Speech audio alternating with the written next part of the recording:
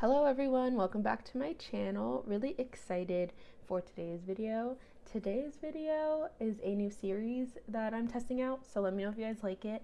I'm calling it STARRY Sundays, and it's basically where we discuss, transits for the week, intuitive messages for the week, and anything else that I think might be fun pertaining to the events going on that week. So like an example for today's episode, we'll go over a tiny bit about the mythology of Valentine's Day, because that's going to be happening in the upcoming week. So let me know if you guys like this. I think it'll be fun. Of course, I'm going to still be doing other types of videos, but I want to give you guys something that is like consistent and steady, or you can expect this kind of content every day. So we're gonna try this out first. It's not set in stone. We'll try it out, see if you guys like it, see if I like it. But yeah, that's what's fun about like hopping on someone's channel while it's still pretty small. Like you kind of get to grow with them, and you're kind of like guinea pigs. We're still learning what we like. What is this channel gonna be? And you're like there for the journey, and I really appreciate that. Thank you so much. Okay, so let's get into the astrology for this week. So I'm going to be discussing mainly the astrology from February 11th, 2023 to February 18th, 2023. Okay, and we'll discuss a little bit about February 10th too, because that day Mercury was in a conjunction with Pluto. And I think with that energy or that conjunction, we got insight about what is still bothering us, what is like a guilt that we carry from the past that we haven't forgiven ourselves for yet, what is a mistake that we made. We kind of get to look back at that mistake from the finish line now, and we get this fresh perspective of it, and something about it like really settles into the body. Like, yeah, karmic lesson learned, buddy. Like that is kind of the vibe I'm getting here. But with that, I think there's something very peaceful or relieving, relieving that comes from it, because we have finally made it through that tough thing, or we have ended that cycle. The demons, the inner demons killed, the battle done, the swords put them down. Like something has ended, and I think we are consciously wrapping our heads around that, and I think that is so freaking important for our health and for our nervous system and us getting out of fight or flight. Like a big thing that I want to push on this channel is making people conscious of the state that their bodies are in throughout the day. When is it relaxed? When is it a little bit tense? When is it in straight up fight or flight? And working to get ourselves back to a more restful state, relaxed state, because that is going to prolong your health. I'm not a health expert, okay, but I am pulling this just from my research.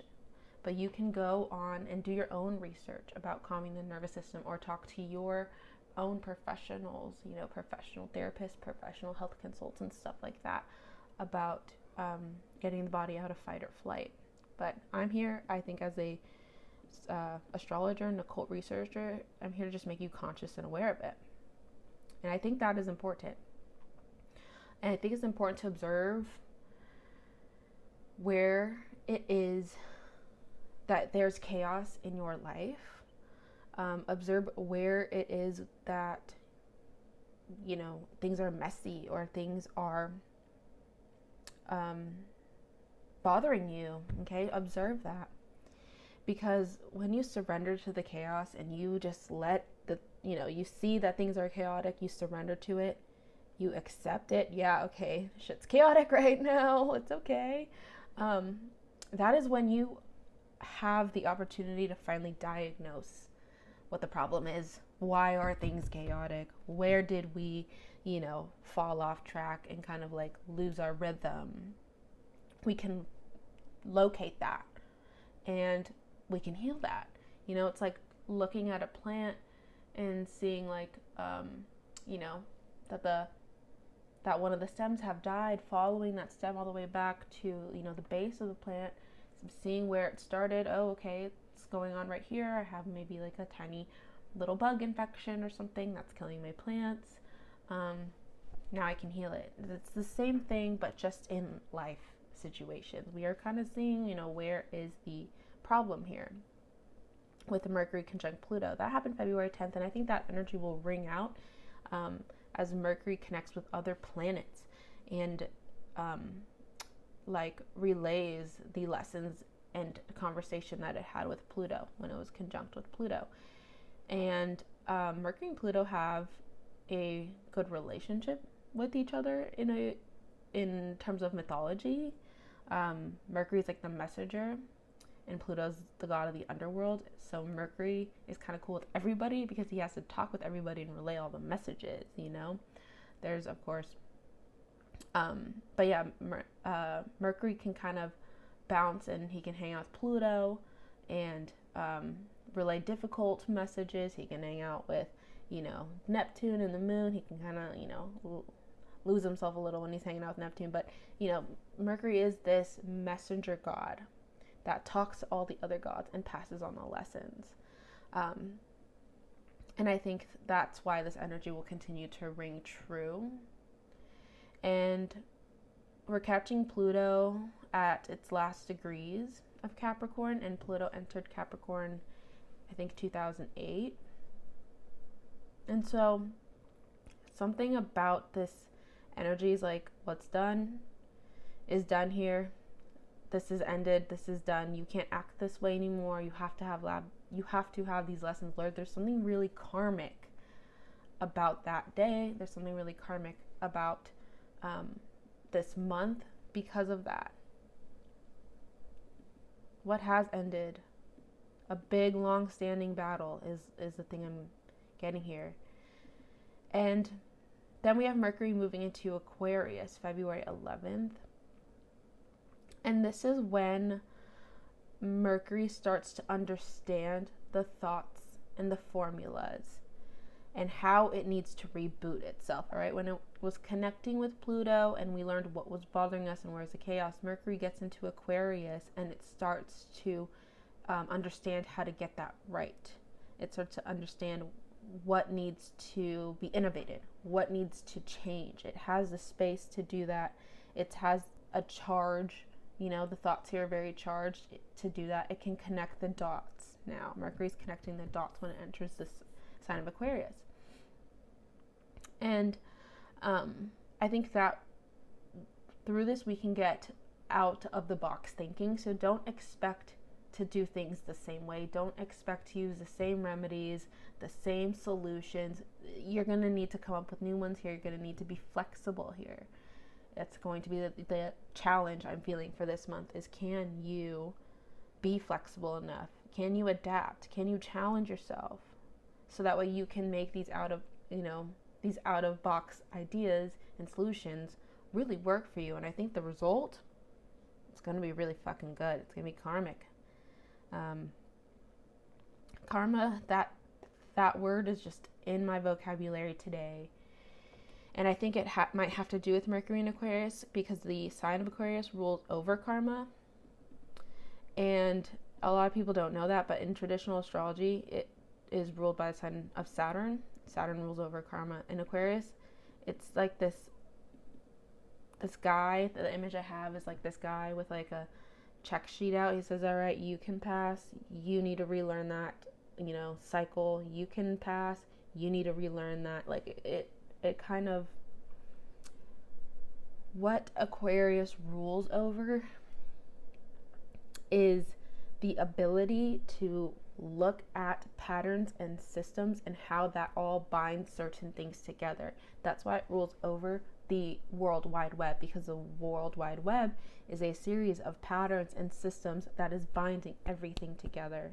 And Aquarius has that. When Mercury's in Aquarius, it has that ability to see that. And that's why it's so progressive. That's why it's so futuristic. That's why it's so innovative. It just has this understanding of why things are bound together and why the karma is what it is. So that is an interesting, channel I'm getting there with Mercury entering Aquarius. So I think that we are starting to see that in our own lives. Why have I gotten this result every time? Well, it's because I, have these habits that get me that result every time. Why do I attract these kind of people every time? Well, it's because I play the same, date game, player game, whatever. I play the same game every time. Why do I, can never keep a job? Well, I'm always going for this kind of job, even though I know it doesn't work for me. Like, we are understanding that. Okay, so then February 12th, we have Moon in Scorpio connecting with the South Node. That was like the main little transit that stuck out to me. And the reason why is because the South Node, I like to look at it as like the funneling of the karma. All right, the funneling of the karma. And then we have the Moon kind of like connecting here. Or it's even like the funneling of past life insight. That's another way I like to look at the South Node. And then we have the Moon coming here where this, I think, is deeply felt. And this is happening once a month while the South Node is in the sign of Scorpio. Well, this happens, once a month all the time. The Moon talks to everybody every month. It's an interesting luminary anyway. But what I'm getting is that February 12th, we can get a lot of insights and downloads about our past, a little bit more, more information about what's causing the chaos, what is the problem, and how to reboot it. And we also have the Moon opposing Uranus here as well. And so there's almost like a rebellious type energy here, not wanting to deal with the chaos anymore, not wanting to deal with the old programming, the old rules that you set for yourself anymore. Because with Moon here, this is an internal, perhaps, rebellion. So that's going to be an interesting energy. And I'm feeling intuitively just a lot of synchronicities going on that day. Don't have any notes for February 13, but, make sure you're following me on Twitter, because that is where I will just, live tweet just intuitive messages that I get, or downloads, anything like that. But let's go ahead and move on to February 14th, which is Valentine's Day. Astrologically, we have Moon opposing Mars here. That's giving spicy energy. That's giving, yummy, hot times with each other. Then we have Venus conjunct Neptune, and that's also really sweet and romantic energy. So this could be a fun Valentine's Day. I almost intuitively feel like there is something kind of simply sweet about it. I think that's the magic of love, right? Is all of a sudden the most simple things are just extra sweet. They feel extra good. A kiss from someone who you really love and really loves you feels extra good than like a kiss from just like a random person, So that's kind of like the magic that I'm getting for that day, is sweetness in the simple things, and hopefully something spicy in a good way, something spicy in the bedroom, and not something, spicy in the fucking, outside the cheesecake fighting each other. Hopefully it's not that kind of spice. It's interesting. You might have to, do your own research on this, because I'm not sure, but I also heard that Valentine's Day is when the bird's mating season begins, and that is a root of lovebirds and how that term came about. So I thought that was interesting, wanted to share. Not sure if it's true, but just wanted to share. Also, a little bit about the origin for our modern day Valentine's Day. Now, there's a few different myths about this, but I think one that I felt would be super fun to talk about was Lupercalia. There was this she-wolf named Lupus who nurtured the founders of Rome, Romulus and Remus. And basically the reason why she had to nurture them, what happened to their parents, is that Romulus and Remus's mother was caught, I guess, breaking her celibacy or something like that. And so the dad banished Romulus and Remus out, and basically told someone to just toss them in the river, but the person apparently had mercy on Romulus and Remus, put them in a basket, and then sent them down the river, where the she-wolf, Lupus, found them and nurtured them. And these two became the people who started Rome. So that's why it's celebrated. And the way it's celebrated is that a Roman priest would sacrifice like a dog or a wolf for purification, and a goat for fertility in the sacred cave of Lupercalia, which is where the she-wolf, raised Romulus and Remus. So that was an interesting thing. And this celebration was meant to promote health and fertility and purification here. And one way they would do that is men would run around naked and they would slap women with a hide, which is basically like this, whip type situation, because they believed it would help with fertility and bring a healthy child. So they would just go around and give them a little quick slap. I think it was supposed to be fun and playful. The women enjoyed it. They appreciated it. They were like, ooh, thank you for giving me those good vibes for fertility. Or if they were already pregnant, then it would be like good vibes for bringing a healthy child. So that was one way that was celebrated. And another way is unmarried boys and girls were apparently paired off. Those couple days, which is 13th to the 15th, they were paired off to go and foster a romance. Some people have challenged that claim, though. It's not sure if that's true. But that right there is the story for Lupercalia. I hope you guys enjoyed that one. I thought that was very interesting and fun. So then the next day, we have February 15th, we're going to have our Venus conjunct Neptune in Pisces. And this is an interesting vibe. Okay, this is an interesting vibe. There is a point made by Beyond the Veil Astrology about these conjunctions. We're going to have Sun conjunct Saturn, and then the Mercury conjunct Pluto, and Venus conjunct Neptune. And she kind of talked about how all of those transits can kind of indicate, like the Mercury conjunct Pluto can indicate information leaking out to the public, and then the Sun conjunct Saturn could show how that information limits us, and then the Venus conjunct Neptune transit can show how what we need to sacrifice because of that. And I thought that was an interesting thing. So that is a point Beyond the Veil Astrology made, and I thought that was wild.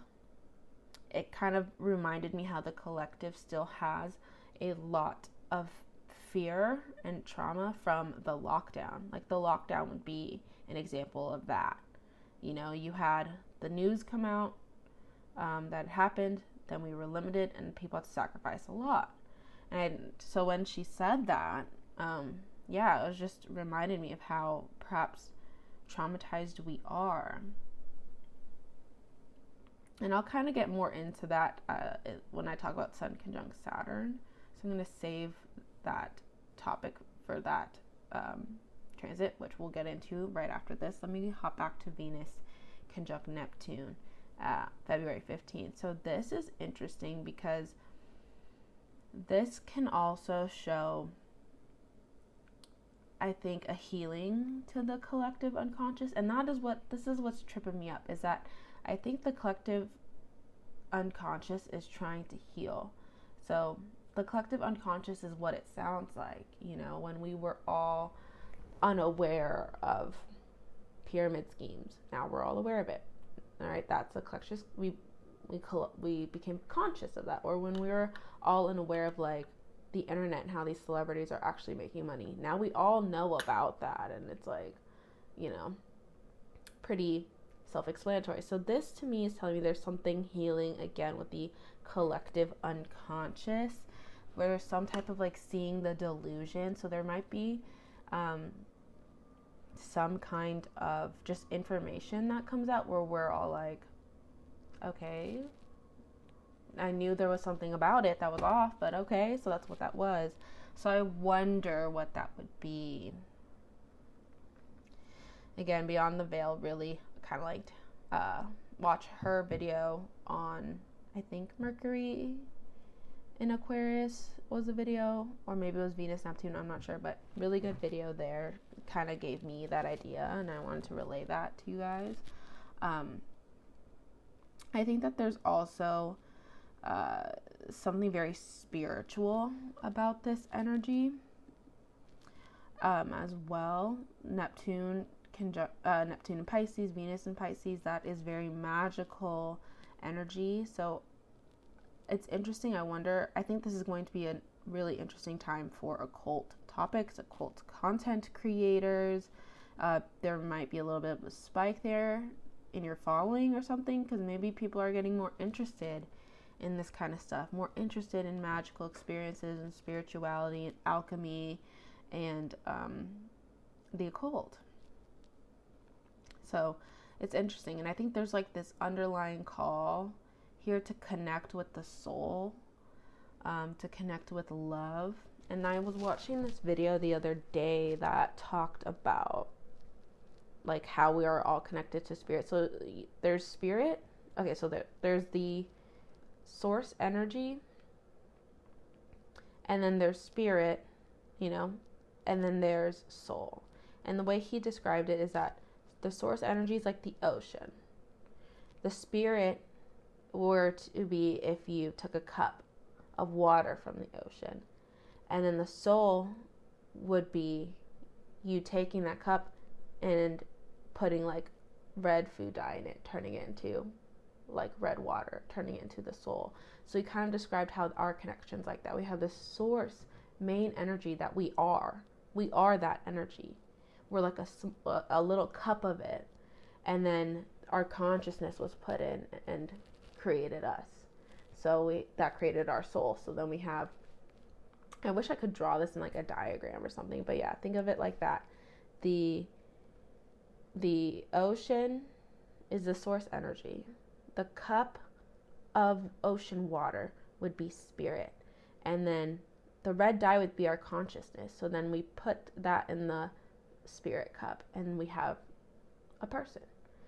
Very interesting concept there, but whatever we think it is, however it is that we think we are connected to source energy, I think that there is a call or an urge or a craving of that on a collective level. So with that being said, that could also cause chaos and cause like people to bug out a bit because they don't know what it is that they're craving. They're not fully understanding what that is. If you're not into the occult, you wouldn't really understand that feeling. And so I think if you know of the occult, if you know of spirituality, astrology, whatever, like continue to share that with people, because it could just answer questions in them that they didn't even know that they had. It could just make them more aware of like feelings that they don't know how to describe. Think about how you were feeling when you didn't know about tarot and the occult. We would have these, gut feelings or intuitions or urges and not know why, not know what is that feeling. So that's why I think it's important to share this kind of knowledge in a loving way with good intention, good of all and harm of none. And I think that'll happen with Venus conjunct Neptune in Pisces. All right, so the next day, we have Sun conjunct Saturn in Aquarius, Feb 16. And it's funny, I've been seeing number 27 everywhere, and this is happening at 27 degrees. So getting back to what I was saying about the collective still being traumatized, still fearful, I think, of another lockdown or of another power move of some sort. I think there's also this issue of control and promoting fear that's coming up, that we need to be mindful of. We need to not fall for it in some kind of way.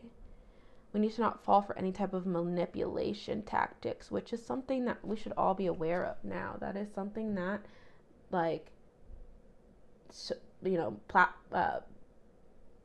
media, people who control the media will do, people who control the news, people who control Twitter platforms. There have been weird shit going on there, about controlling that and censorship and who owns that and what. There's a whole little warfare, I think, going on there, which is crazy. And I think we need to be mindful of that, and we need to not be pawns in that game, and we need to not fall for any type of manipulation tactics or anything like that. And I don't mean to say this to promote fear mongering, I don't want to scare you. So don't get scared, continue your day as usual. But, if you see something where you're like, I feel like that could be a little bit of a manipulation tactic, keep that in mind. Just be woke, basically. It's just your reminder to be woke to it. Okay. And then we have Sun entering Pisces, February 18th. This seems like a very reflective time, a very empathetic time, a time where community is so freaking important. It's crazy. Like, I think we need to prioritize community, show up for the people who show up for us, and so on. I think there's just strength in numbers coming in. That's like the intuitive message I'm getting.